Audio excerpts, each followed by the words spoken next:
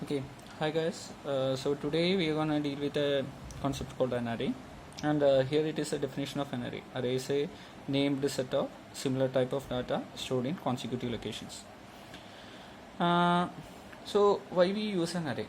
Actually, for printing n numbers, you will be using a for loop or a looping statements, right? Printing n numbers. It might be n integers and even numbers and odd numbers, Fibonacci series, whatever it may be. So to print n numbers, we'll be using looping statements. So likewise, to store n numbers, we will be using arrays. Okay, so array is actually a named set of similar type of data stored in consecutive location. And for an array, basic there will be some data type. So integer is a data type, and so if we are storing n integers, we call it as an integer array, and if we are storing n floating point numbers, we call it as a floating point array, and if you are storing n characters, we call it as string. Okay, so if we are using integers or floating point value, integers or floating point value, we call it as an array of integers or array of floating point values. If you are using a character array, we call it as string. Okay, so array of character is called string. Now what you have to do is you have to study how we declare an array, and how we need to get an elements to an array, how to display the elements in an array, and how to manipulate the elements in an array. So these all are the things that we need to study. Okay, so first of all, we will be dealing with how to declare an array. Declaration of an array is similar to declaring a data type, a variable of a data type. For example, for an integer, to declare an integer, we will be writing like int a. Okay, so int a, if I write int a, that means you will be allocating 2 bytes of memory, and you will be naming it as a. Okay, so you will be naming a 2 byte of memory, so it is 2 byte of memory, and you will be calling it as a. Okay, so that's happened when I write int a. To declare an integer array, what you will be doing is, in square bracket you will be writing int a, and in square bracket you will be giving the size. So if it is 5, I'll be writing like int a of 5. I say it as int a of 5. So int a, in square bracket I'll be writing 5. So what happens is, actually when you are writing like this, 5 slots will be allotted, 5 consecutive slots will be allotted. That's why I am writing it as consecutive location. Okay, in definition it is consecutive location. Likewise here 5 consecutive slots will be allotted. Each slot will be of 2 byte. This will be of 2 byte, this will be of 2 byte, this will be of 2 byte, this will be of 2 byte, and this will be of 2 byte. So totally it will be having 10 byte. 2 into 5, that is 10 byte. And I am naming this set as array. This set is A and array. Okay, so we will be naming this set as A. So A is actually an array, and it do have 5 paths. Okay, 5 slots in which we can store 5 integers.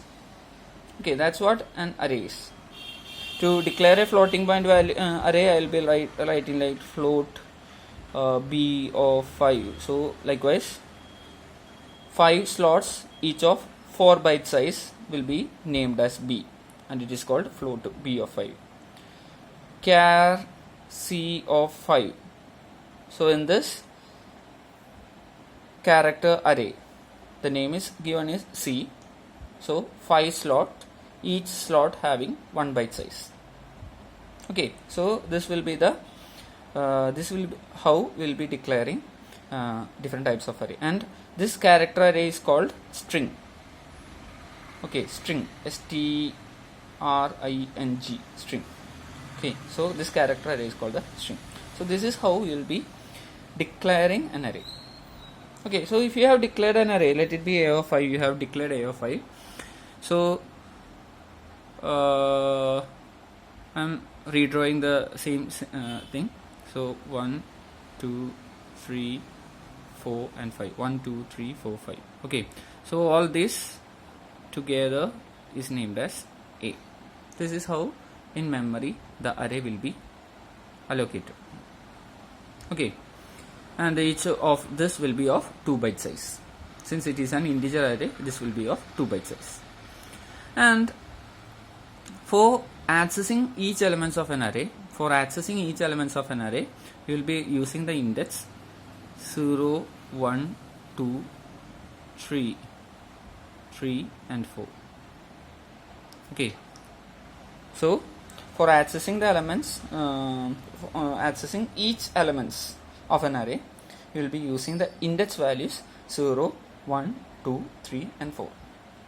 Okay, so actually you can access this element as A of 0. This is called A of 0. The array, the first slot is 0, so it is a of 0. This is A of 1. Likewise, this is A of 2. This is called A of 3. And the last one, it is A of 4. So 0, 1, 2, 3, 4, that is 5 elements can be stored in this array. Okay, so to access the first slot, you will be calling it as A of 0. Second slot, it will be A of 1. Third slot, it will be A of 2. Fourth slot, it will be A of 3. And the last slot, it will be fifth slot, it will be A of 4. So this is how you will be naming, or you will be accessing all the individual elements of an array. Using the square bracket itself. Okay, so to read an element to A of 0, you will be writing like scanf. Since it is an integer, I will be writing mod D, comma, address of A of 0. This is how you will be accessing or storing an element given by the user to A of 0. Okay, to store the element given by the user to A of 1, you will be writing like scanf mod D, address of A of 1. To access the element, you can just write A of 2. To access the element of third element or fourth element, you can just use A of 3, and fifth element you can access like A of 4. Okay, since it is an integer, you can just execute all the integer operations. So you can just write like A of 1 equal to A of 2 plus A of 3. If you write like this, what happens is, whatever the value of A of 2, whatever the value here, will be added up with whatever value stored here, A of 3, and the sum will be stored in A of 1. So since it is an integer, this any operations related to integer like addition, subtraction, multiplication, modulus, any operations can be executed taking each elements of an array. Okay, you cannot apply it in the whole array, but you have to take each elements and execute the required operation. Okay, so this is how you will be accessing the elements of an array. So to access the elements of an array, you will be using name of the array. In the square bracket, you will be giving the index value. Okay, now